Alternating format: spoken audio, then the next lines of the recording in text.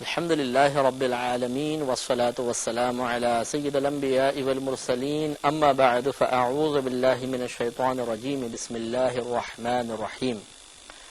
الفرقان پروگرام کے سلسلے میں توحید و شرک کا بیان چل رہا تھا، اور اب ہم یہاں تک پہنچ گئے تھے کہ اللہ تبارک و تعالیٰ کی ذات کے ساتھ اگر کوئی شرک کا ارتکاب کرتا ہے، یعنی اللہ تعالیٰ کی ذات کے ساتھ کسی کو شریک ٹھہراتا ہے، تو شرک فی ذات ثابت ہوتا ہے، اور اس کی مختلف صورتیں ہیں۔ ان میں سے پہلی صورت آپ کی خدمت میں بیان کی تھی کہ کسی کو الہ سمجھنا، چاہے لائق عبادت تصور نہ کیا جائے لیکن اس کے لیے الہ کا دعویٰ کرنا، یہ بھی شرک ہوتا ہے۔ چنانچہ سورہ مائدہ آیت نمبر 73 میں 73 میں اللہ تبارک و تعالی فرماتا ہے کہ لقد کفر الذین قالوا، ضرور بے شک کفر کیا ان لوگوں نے جنہوں نے کہا ان اللہ ثالث ثلاثۃ، کہ بے شک اللہ تبارک و تعالی تین میں سے تیسرا ہے، وما من الہ الا الہ واحد، حالانکہ نہیں ہے کوئی معبود، نہیں ہے کوئی الہ مگر ایک الہ، وَإِن لَّمْ يَنْتَهُوا، اور اگر نہ رکے وہ عَمَّا يَقُولُونَ، اس سے جو وہ کہہ رہے ہیں،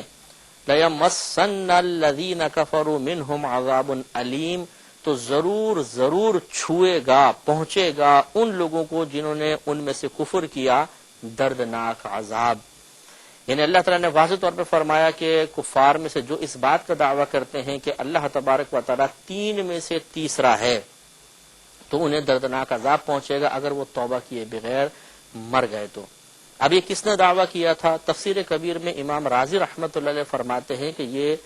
عیسائی حضرات میں سے ایک گروپ کا دعویٰ ہے کہ اللہ تبارک و تعالی، یعنی الہ تین ہے ان کا دعویٰ ہے، ایک اللہ تعالی الہ ہے، دوسرا عیسیٰ علیہ السلام ہے، تیسری بی بی مریم رضی اللہ تعالی عنہا الہ ہے، یہ ان کا دعویٰ ہے۔ اور یہاں پہ جو فرمایا کہ ان اللہ ثالث ثلاثۃ، بے شک اللہ تین الہوں میں سے ایک الہ ہے، یہ دعویٰ مقصود تھا۔ اس پر دو دلیلیں ہیں۔ پہلی دلیل تو یہ ہے کہ اس کے فوراً بعد اللہ تعالیٰ نے آگے ارشاد فرمایا وما من الہ الا الہ واحد، حالانکہ نہیں ہے کوئی الہ مگر ایک الہ۔ معلوم یہ ہوا کہ جب اللہ تعالیٰ آگے نفی فرما رہا ہے تو جس چیز کی نفی کی جا رہی ہے اس کا پیچھے اس بات بھی ہونا چاہیے، یعنی جس چیز کی نفی ہے اس کا دعویٰ پیچھے ہوگا تبھی تو نفی ہوگی نا۔ جیسے مثلا ہم بولے نہیں وہ سفید ہے، تو اس کا مطلب ہے کہ کسی چیز کے کالے ہونے کا دعویٰ کیا گیا ہے۔ اسی طرح یہاں پر اللہ تعالیٰ فرما رہا ہے کہ حالانکہ اور کوئی الہ نہیں، صرف ایک الہ ہے، تو اس کا مطلب ہے پیچھے بھی الہ ہونے کا دعویٰ کیا گیا ہے۔ اور یہاں پر ان تینوں کو الہ تصور کیا گیا، باقاعدہ الہ قرار دیا گیا۔ اس پر ایک مزید دلیل سورہ مائدہ آیت نمبر 116 117 کے اندر موجود ہے کہ اللہ تبارک و تعالیٰ میدان محشر میں حضرت عیسیٰ علیہ السلام کو اپنے سامنے کھڑا کرے گا، اور مطلب ان کو وہاں بلائے گا اور ان سے ایک کویسچن کیا جائے گا، اور یہ اتمام حجت کے لیے ہوگا۔ اللہ تعالیٰ جانتا ہے کہ عیسیٰ علیہ السلام نے لوگوں کو ترغیب نہیں دی، اللہ تعالیٰ جانتا ہے کہ لوگوں نے عیسیٰ علیہ السلام پر بہتان رکھا، اللہ تعالیٰ جانتا ہے کہ عیسیٰ علیہ السلام کیا جواب دیں گے، لیکن یہ ان تمام لوگوں کے لیے باقاعدہ اہتمام کیا جائے گا جو دنیا میں اس قول تاکہ ان پر ظاہر ہو جائے اور دیگر مخلوق پر ظاہر ہو جائے کہ وہ بالکل حق پر نہیں تھے اور انہوں نے غلط دعویٰ کیا۔ لہذا اللہ تعالیٰ ارشاد فرمائے گا جب ان کو سامنے کھڑا کرے گا انت قلت للناس، اے آپ نے کہا تھا لوگوں کے لیے اتخذونی و امی الہین من دون اللہ، کہ تم مجھے اور میری والدہ کو الہ بنا لو اللہ تعالیٰ کے علاوہ۔ اب ان کا جواب دیکھو کیا کہیں گے، قالا، وہ کہیں گے سبحانک ما یقون لی، اے اللہ پاکی ہے تجھے اس سے کہ ہو میرے لیے ان اقولا، وہ بات کہ میں اسے یہ کہوں کہ ما لیس لی بحق، کہ یعنی پاکی ہے تجھے کہ ما یکون لی، نہیں ہے میرے لیے ان اقولا، نہیں جائز ہے میرے لیے کہ میں یہ کہوں ما لیس لی حقی، وہ چیز کہ نہیں ہے میرے لیے حق، یعنی جو چیز میرے لیے حق نہیں بنتی میں کیسے اس کا دعویٰ کر سکتا ہوں۔ ان کنت قلتہ، اگر میں نے اسے کہا ہو تو، یعنی اگر میں نے اسے کہا ہو تو یہ تو بالکل غلط بات ہو جائے گی، گویا کہ کہنے کا مقصد یہ ہے کہ میں نے ایسی کوئی بات نہیں کہی۔ فقد علمتہ تعلم ما فی نفسی، اے اللہ تعالیٰ بے شک تو جانتا ہے اسے کہ جو میرے قلب میں ہے، میرے دل میں ہے، تو اس نے ان تمام باتوں کو جانتا ہے۔ ولا اعلم ما فی نفسک، اور اے اللہ میں نہیں جانتا جو تیرے ارادے میں ہے، انک انت علام الغیوب، بے شک تو تمام غیوبوں کا بہت جاننے والا ہے۔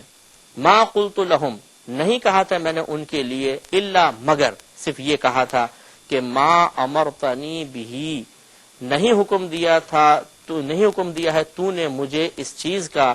ان اعبد اللہ، یعنی تو نے مجھے حکم، مگر جو تو نے حکم دیا مجھے اس چیز کا، میں نے اتنی بات ان کو کہی تھی، اس کے علاوہ نہیں کہی تھی۔ اور وہ حکم کیا تھا کہ ان اعبد اللہ، کہ تم عبادت کرو اللہ تعالیٰ کی، ربی و ربکم، جو میرا رب ہے اور تمہارا رب ہے، وکنت علیہم شہیدا، اور اے اللہ تو اس پر ان لوگوں پر گواہ بھی تھا، ما دمت فیہم، جب تک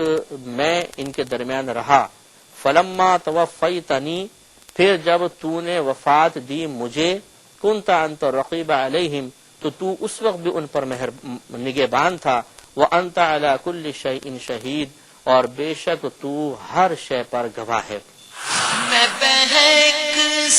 کہ عیسیٰ علیہ السلام وہاں پر براءت کا اظہار فرمائیں گے اور عرض کریں گے یا رب کریم میں نے ایسا کوئی دعویٰ نہیں کیا، میں کیسے اس چیز کا دعویٰ کر سکتا ہوں جو میرا حق نہیں ہے، اور تو اس پر گواہ ہے کہ میں نے تو ان کو یہی بتایا تھا کہ میرے رب نے مجھے حکم دیا ہے کہ اللہ کی عبادت کرو جو میرا بھی رب ہے اور تمہارا بھی رب ہے، اور اللہ تعالیٰ جب تک میں ان کے درمیان رہا تو مجھ پر گواہ رہا، پھر جب تو نے مجھے وفات دے دی پھر بھی تو ان پر نگہبان تھا، تو گویا کہ اللہ تعالیٰ تیری نگاہوں سے، تیرے علم سے تو کوئی چیز پوشیدہ نہیں ہے، لہٰذا میں نے ان کو کبھی بھی شرک کی دعوت نہیں دی۔ خلاصہ کلام یہی نکلا کہ وہ لوگ باقاعدہ اس بات کا دعویٰ کرتے تھے، اور اب بھی بہت سے لوگ کرتے ہیں کہ عیسیٰ علیہ السلام بھی خدا الہ تھے۔ اللہ تعالیٰ نے اس کا رد فرمایا، تو معلوم یہ ہوا کہ اگر یہ دعویٰ کیا جائے، کوئی یہ دعویٰ کرتا ہے کہ اللہ کے علاوہ بھی کوئی الہ ہے، چاہے اس کو عبادت کے لائق نہ سمجھے، وہ بھی مشرکین میں داخل ہو جائے گا۔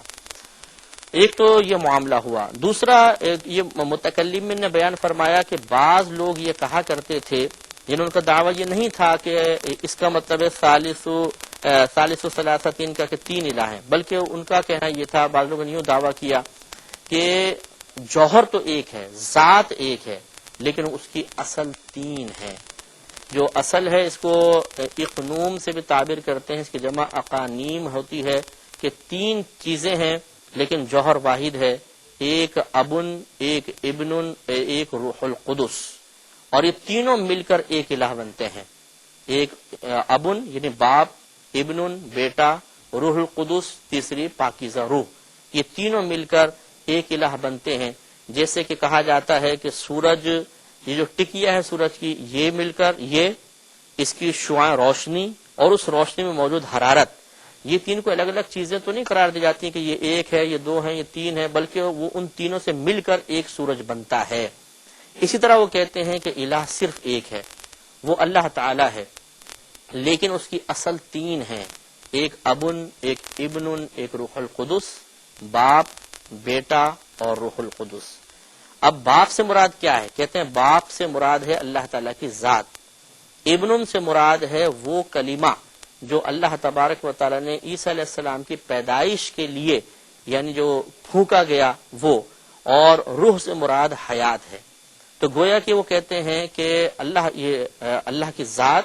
اور وہ کلمہ جس سے عیسیٰ علیہ السلام پیدا ہوئے اور حیات زندگی، یہ تینوں چیزیں ملتی ہیں تو ایک الہ بن جاتا ہے۔ تو گویا کہ یہاں پر جو ابن اور ابن کا تصور ہے وہ اللہ تعالیٰ کے باپ ہونے اور عیسیٰ علیہ السلام کے بیٹے ہونے کا نہیں ہوگا، بلکہ یہ دوسرا تصور ہوگا جو آپ کی خدمت میں عرض کیا ہے۔ لہٰذا انہوں نے کہا کہ وہ کلمے سے مراد وہی اللہ کا کلام ہے کہ جو عیسیٰ علیہ السلام کے جسد اقدس کے ساتھ ملا تھا اور پھر وہ زندہ ہوئے تھے۔ تو باپ جو ہے ابن، وہ بھی الہ ہے، ابن بھی الہ ہے اور روح بھی الہ ہے، اور یہ تینوں مل کر اللہ تعالیٰ بنتا ہے۔ تو یہاں ابن اور ابن کا جو تصور قائم کیا گیا وہ مشہور تصور نہیں ہے کہ اللہ تعالیٰ کو والد مانا جائے اور عیسیٰ علیہ السلام کو اس کا بیٹا مانا جائے۔ تو بعض لوگ اس دلیل کو پیش کر کے اس پہلے والی چیز کو رد کرنے کی کوشش کرتے ہیں اور اپنی جان بچانے کی کوشش کرتے ہیں کہ ہم تو عیسیٰ علیہ السلام کو اللہ کا بیٹا نہیں مانتے، بلکہ ہمارے نزدیک باپ کا مطلب اللہ کی ذات، ابن کا مطلب جو جس کا لفظی معنی بیٹا ہے، اس سے مراد وہ کلمہ جو عیسیٰ علیہ السلام کے جسد اقدس سے متصل ہوا تھا، اور تیسرا کہ روح القدس، اس سے مراد حیات مراد لے لیتے ہیں۔ لیکن یہ بعض لوگوں کا یقیناً نظریہ تھا بعض کا یہ بھی نظریہ تھا کہ وہ اللہ تعالیٰ کو بھی الہ مانتے تھے، عیسیٰ علیہ السلام کو اللہ الہ مانتے تھے، اور بی بی مریم رضی اللہ تعالی عنہا کو بھی الہ تصور کیا کرتے تھے۔